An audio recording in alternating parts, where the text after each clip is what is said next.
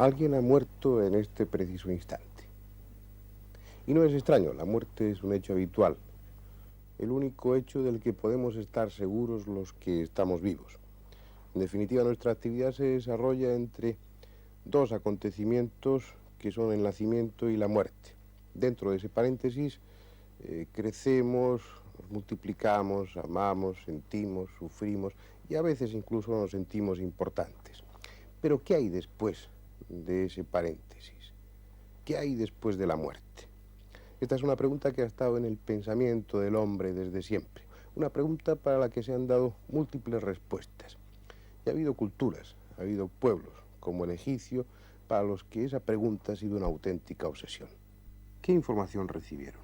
¿Qué datos poseían sobre lo que hay más allá del silencio y la quietud que es la muerte? ¿Por qué ese empeño en permanecer, en conservarse íntegros a costa de los más complicados sistemas de momificación y de los más costosos mausoleos? ¿Es todo imaginación, fantasía y soberbia? ¿O alguien les enseñó que el hombre sobrevive a esa especie de catástrofe física que es la muerte? Uno se pregunta cómo es posible que pueblos y culturas tan desarrollados, tan elevados en sus conocimientos, no tuvieran respuesta a la pregunta ¿qué hay después? Ellos sabían o querían saber que el alma era inmortal. Para esta cultura el Ka, el principio de vida, quedaba libre tras la muerte, pero además se unía al Ba, esa parte de nuestra psiquis donde están los recuerdos, las vivencias, la personalidad. El principio de energía que animó al cuerpo dándole vida debía llevarse en su vuelo a lo desconocido, a la consciencia. Porque nada habría más cruel que sobrevivir a la muerte sin ser consciente de ello. Hoy quizás nos parezcan grandilocuentes y fantásticos los conceptos que en el antiguo Egipto tenían de la muerte. ¿Pero acaso estamos hoy mismo más cerca de la verdad? ¿Qué ha aportado nuestra cultura al conocimiento de ese después? Es cierto que no hay pretenciosas pirámides ni sofisticados sistemas de conservación de los cuerpos. Damos menos importancia a lo físico y dejamos al cuerpo como a ese traje viejo que no volveremos a utilizar. Hemos cambiado de dioses y hemos transformado a la muerte en algo más funcional. Pero en estos 5000 años que nos separan de las pirámides, hemos aportado algo nuevo al concepto del más allá. Los espiritistas que estén viendo el programa probablemente sonrían con suficiencia. Para ellos es una cuestión resuelta. Y si hemos de ser objetivos, y en este programa procuramos serlo siempre, la verdad es que es forzoso admitir que no hay ninguna razón objetiva para decir que los espiritistas no tengan razón. Hoy algunos se empeñan en explicar los fenómenos espiritistas a la luz de la parapsicología. Pero justo es reconocer que la parapsicología poco ha hecho aparte de poner nombre a unos fenómenos que siguen siendo inexplicables. Es posible que los espiritistas tengan razón y que no solo la vida continúa después, sino que desde este lado se pueda incluso establecer contacto con los que ya han pasado la frontera. También es posible que los que creen en la reencarnación estén en el camino de la verdad. Son cientos de millones las personas que no solo piensan que el hombre sobrevive a la muerte, sino que además vuelve a vivir, para en este mundo enmendar errores y elevarse espiritualmente. Como si la vida fuera una especie de escuela en la que el alma aprende y se enriquece. Hoy existen técnicas dentro de la hipnosis, concretamente la técnica llamada de regresión, por la que se le hace revivir al sujeto en hipnosis una serie de experiencias anteriores incluso a su nacimiento. Da la impresión a través de este tipo de experimentos que algunas personas han vivido otras veces, otras vidas en épocas anteriores de la historia. Vas a retroceder mucho más en el tiempo. Vas a retroceder más allá del momento en que estabas en el claustro materno. Voy a contar de 3 a 1 y cuando llegue a 1, tú habrás retrocedido en el tiempo. 3, 2 y 1. ¿Qué ves? ¿Qué sientes? Frío. Tengo frío. ¿Dónde estás? En la calle. Es estrecho. Las casas están muy juntas unas de otras. ¿Cómo te llamas? No lo sé. ¿No recuerdas tu nombre? Sí. Ana. Me llamo Ana Roldán. ¿Y en qué año te encuentras? No lo sé. Estoy asustada. ¿Asustada?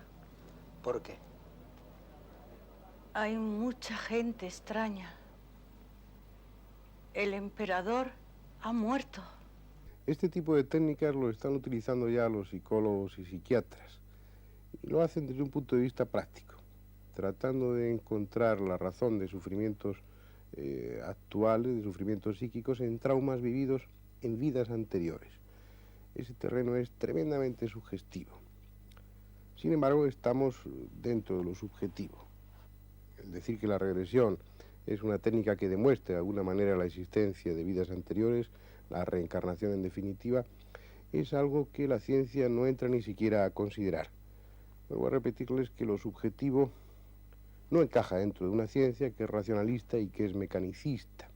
Sin embargo, esto no nos autoriza a desestimar este tipo de experimentos. En realidad creo que estamos infravalorando en esta cultura actual lo subjetivo. Y en definitiva nos movemos en la vida por sentimientos, por amor, por odio, por angustia. Es la dinámica más importante de nuestra existencia y eso es tremendamente subjetivo. Pienso que lo subjetivo tiene su razón de ser y que es demostrativo hasta cierto punto. Lo que no podemos pretender es que la ciencia compruebe a nivel de laboratorio que la vida continúa después de la muerte. No podemos pretender que se pese o se mida el alma, aunque ya ha habido algunos experimentos en este sentido. Dentro de lo subjetivo, dentro de ese terreno resbaladizo e indemostrable desde el punto de vista científico, esa especie de mito que hemos creado, hay otra serie de experiencias tremendamente interesantes que ya comentamos en su día y que hoy vienen perfectamente a propósito de este tema. Son las experiencias de Moody, de la doctora Kubler-Ross y de tantos otros. Esas experiencias que se hicieron recogiendo el testimonio de personas que habían estado clínicamente muertas o en trance de muerte, personas a las que se les había parado el corazón, que habían estado durante segundos e incluso minutos sin dar ningún tipo de señal de vida, con su electrocardiograma plano, con su electroencefalograma incluso plano, o personas que habían estado en un trance de muerte súbita por un accidente. Esta serie de personas contaban unas experiencias que en muchos casos coincidían. ¿Qué ha sucedido con esos experimentos de Moody, de la doctora Kubler-Ross, que tanto llamaron la atención en su momento? Pues ni más ni menos que si entonces eran unos cuantos centenares de testigos, por así decirlo, de lo que hay después de la muerte, ahora ya son millares el número de personas encuestadas a este nivel. Es decir, aquellas experiencias, aquellos resultados, no es que tengan la misma validez hoy, tienen mucha más, puesto que están apoyadas en mayor cantidad de testimonios. Esos testimonios, como les decía antes, coinciden en su mayoría, como si esas personas que han estado en trance de muerte o que han estado en ese terreno neutral entre la vida y la muerte, hubieran vivido toda la experiencia idéntica o al menos muy parecida. El primer momento, una de las primeras cosas que recuerdan esas personas que han estado al otro lado de la vida, es precisamente la sensación de sentirse impelidos a lo largo de un túnel.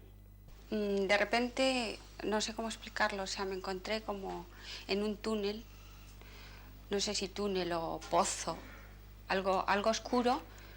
Yo creo que túnel es mejor la idea, ¿no? Y estaba todo muy oscuro, iba como corriendo, o sea, no es corriendo, es como lanzada y las paredes como iban muy deprisa hacia mí. Y al fondo del túnel había una luz, pero una luz no artificial, era una luz muy resplandeciente, muy nítida, que se acercaba, ¿no? También hablan de salirse del cuerpo, de contemplarse a sí mismos desde arriba, como si fueran testigos de su propio trance de muerte o de su propio accidente.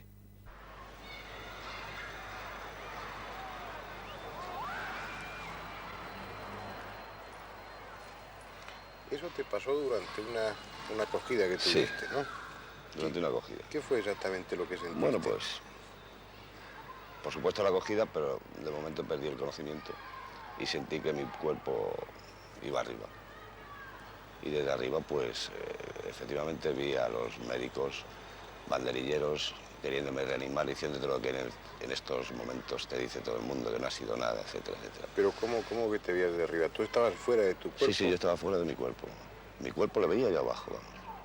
Es curioso que estas personas que han estado en trance de muerte, que han estado clínicamente muertas, que es lo más parecido, lo más aproximado que tenemos para evaluar lo que es la muerte, coinciden casi todas ellas en que existe un juicio. Pero no ese juicio grave, severo, ominoso que nosotros nos imaginamos y del que hablamos desde aquí, sino un juicio amable, tranquilo, en el que ellos ven gran parte o la totalidad de su vida pasada como si estuvieran asistiendo a una proyección cinematográfica o estuvieran viendo una serie de fotografías. Quedamos entonces que tenías una peritonitis y que te llevaron al hospital de urgencia porque estabas muy malita. ¿Y qué fue lo que pasó entonces? Bueno, pues entonces me pusieron anestesia, ¿no? Y según dijeron a mi madre, pues me tenían que poner bastante. Y entonces, pues nada, yo creo que todo fue normal, ¿no? Y entonces, pues luego ya no empecé a notar como una sensación extraña. Y entonces, pues fue como si me volviese a despertar, ¿no? Y entonces, pues vi como una especie de nube. Y luego, pues ya dentro de esa nube, ¿no? Se iba poniendo cada vez más clara hasta que, pues, llegaron a aparecer imágenes. Antes de eso, Susana, cuando estabas viendo aquellas cosas, aquella nube y tenías esa sensación extraña que tú dices, ¿estabas despierta? ¿Las cosas eran como son ahora o eran de otra manera distinta, como cuando es en sueños? ¿Cómo lo compararías? Bueno, era un poco así como es la realidad, ¿no? No era así como en sueño. Y lo que pasa que tampoco era como ahora, ¿no? Porque salían como una especie de vías positivas, pero que tenían un relieve. ¿Era en esa nube? Sí, dentro de esa nube. ¿Y qué eran? ¿Qué veías? ¿Qué imágenes eran las que veías allí? Bueno, pues la primera que vi, ¿no? Fue a mi madre en una cama, ¿no? Tumbada. Y que según creo me sacaron a mí, ¿no? O sea, sacaron a un bebé. Y luego ya pues iba viendo cosas que no sé, no tenían importancia, ¿no? Pero lo iba viendo con todo detenimiento. ¿Y eso qué eran? ¿Escenas de tu vida? Esa primera fue el momento en que tú nacías y luego esas otras como diapositivas que tú dices eran otros momentos de tu vida. Bueno, yo creo que sí, que fue así porque luego no sé, ¿no? Pues por fotografías que yo tengo de cuando era pequeña, pues sí, luego ese bebé era yo. ¿Y qué pasó? ¿Cómo se terminó aquello? ¿Siguió en alguna otra experiencia o te despertaste o qué es lo que sucedió? Bueno, no, es que se terminó cuando a mí me llevaban al hospital, ¿no? Y se terminó cuando a mí me ponen la anestesia y el médico me manda a contar, ¿no? Para dormirme. Pero es que luego vi otra como a la mitad, ¿no? Porque el médico pues ya me empezó a despertar. Esa especie de benévolo juicio se hace algunas veces en presencia de un ser luminoso. Unos lo identifican con un espíritu, otros con Jesús, pero en ningún caso su presencia impone otra cosa que no sea amor y paz. También son muchos los que ven en ese trance a sus amigos y a sus parientes muertos como si de alguna forma estuvieran allí para darles la bienvenida. Me sentía perfectamente, me sentía como en paz, como si viviera otra vida nueva. Era algo fabuloso que no te puedo contar. Además, en esos momentos se me reaparecían cosas, amigos míos queridos, incluso familiares míos queridos. Me recuerdo de un tío mío que yo le quería mucho y que le vi de arriba y que además, no sé, sin verle que me lo decía, pero parecía que quería decirme, mira, no es tu momento ahora, debes de irte, todavía no ha llegado tu hora, algo así. ¿Y tu impresión, ya que estuviste tan cerca de la muerte, es de que ese trance es algo angustioso o todo lo contrario? No, todo lo contrario. Todo lo contrario, incluso a mis familiares y mis amigos queridos yo lo veía con una cara de felicidad, lo veía que se sentían muy en paz, lo veía que estaban felices. La cuestión está en si aceptar estos testimonios como válidos. Es cierto que estas personas no han estado muertas, pero en algún sitio han estado. La prueba es que ellos comparten una serie de experiencias y que es muy difícil. Los racionalistas están pasando auténticos apuros para tratar de explicar esa coincidencia en cuanto a las cosas que han visto. Da la impresión de que todas estas personas que han estado en trance de muerte o que han estado clínicamente muertas han vivido las mismas cosas. Han estado en ese mismo terreno que vamos a llamar neutral entre la vida y la muerte. Lo que seguro es que han estado mucho más cerca de la muerte que los que no hemos sufrido ese tipo de experiencias. En cualquier caso, esta línea de investigación ofrece unos caminos fascinantes, con unas posibilidades increíbles. No ya dentro de la psicología o de la psiquiatría, sino dentro de esa angustia del hombre, dentro de esa problemática tremenda que el hombre tiene planteada desde siempre. ¿Qué es lo que hay después? Probablemente a través de estas experiencias y de estas investigaciones estemos más cerca que nunca de llegar a saber qué hay después de la muerte. Estábamos hablando sobre la experiencia que yo viví hace ya casi 6 años en un accidente de coche que tuve cerca de Buenos Aires. Iba yo por la carretera cuando sucedió este accidente y sufrí un tremendo golpe en la cabeza. Inmediatamente, al ir perdiendo el conocimiento, vi que me estaba prácticamente elevando, después de, podríamos decir, haberme desprendido de mi cuerpo físico en el aire. Incluso era testigo, veía cómo la gente se acercaba, cómo la gente corría, o sea, era testigo de todo, pero un testigo pasivo, no podía formar parte de ellos, quería expresarme y no podía. E inmediatamente me seguía elevando cada vez más y la distancia la iba viendo de la misma manera que una cámara de televisión está tomando un plano sobre que se va elevando en un zoom que retrocede. Inmediatamente después aparecieron ante mí personas que habían ya fallecido, incluso muchas de ellas, como por ejemplo un detalle que era la portera de casa donde yo había nacido, y que había muerto cuando yo tenía año y pico, y que no me acordaba los rasgos físicos de esta mujer, por tanto no tenía fotos en casa ni nada. Inmediatamente la vi allí, la reconocí, a ella y a muchos que sí los reconocía, evidentemente, amigos y familiares muertos. ¿Cuál era la impresión que te dio al verlos? ¿Qué aspecto tenían ellos? ¿Cuál era la sensación que emanaba? Bueno, puedo decirte que todo esto que en este momento te estoy contando con mucha tranquilidad, mucha paz, aunque me cuesta mucho recordar aquello, en aquel momento yo era testigo de un montón de cosas que me sucedían y que no tomaba conciencia. No sé si estaba impresionado, no sé si estaba asustado, no sé si estaba extrañado, era como si hubiera aterrizado en otro planeta. O sea, yo estaba totalmente anonadado viendo todo aquello que no podía llegar a entender, pero que sucedían inmediatamente. Esa gente, tú me preguntas el aspecto que tenía, te digo, un aspecto muy de paz, muy de tranquilidad. Al contrario, se acercaban a mí, los veía yo pasar. Yo iba flotando en el aire, flotando en la atmósfera, y ellos iban acercando a mí, pasaban, pero no una cosa así mucha de tranquilidad y de paz.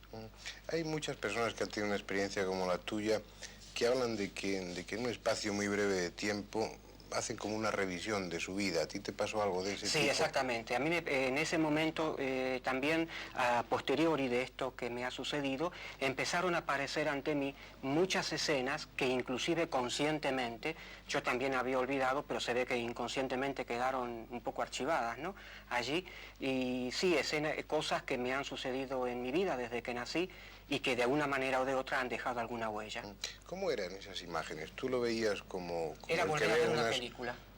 ¿Pero era como ver una película o era como asistir a la escena? ¿Cuál era No, era yo partícipe de una película que estaba sucediendo ante mí. No, yo no volví a rever cada uno de esos hechos. Esos hechos se presentaban en una pantalla ante mí. ¿Te veías a ti mismo de pequeño? Sí, exacto, me veía a mí mismo como partícipe de esa película que yo estaba viendo, ¿no? Era un actor el que estaba en aquel momento y yo viéndolo. ¿Tampoco recuerdas, Ricardo, qué sensación tenías al contemplar esas escenas? Si eso tenía algún sentido, ¿era por alguna razón o no? Evidentemente sí, porque eran escenas que, como te dije antes, de una manera o de otra marcaron pautas en mi personalidad. ¿Qué pasó después? Bueno, inmediatamente después yo seguía elevándome y al llegar a un estrato superior, el superior de estos tres que he vivido, comencé a ver un túnel. Inmediatamente, siempre flotando, fui penetrando en él y llegando a una velocidad vertiginosa, comencé a ver al rato una endija de una puerta, llamémosle, aparentemente abierta, a través de la cual filtraba una luz muy potente y muy diáfana. A medida que me iba acercando a esa endija, me daba cuenta que eso no era tal, sino que era una, llamémosle una puerta abierta, para hacerlo más fácil y más entendible. E inmediatamente esa luz muy pura y muy diáfana me iba envolviendo.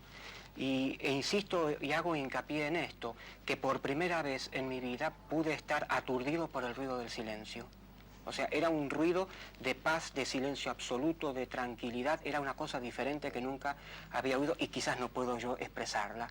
Pienso que hay cosas que hay que vivirlas y son difíciles de expresarlas. ¿Cómo terminó la experiencia? Bueno, inmediatamente ante esto, esa gente que estaba a mi alrededor me trajo, llamémosle nuevamente, y todo eso volvió, o sea, volví yo, mejor dicho, mediante masajes, mediante cosas, entonces ya empecé a tomar contacto nuevamente en el sitio donde estaba. ¿Cuál era el denominador común de todo eso, Ricardo? La sensación que predominaba.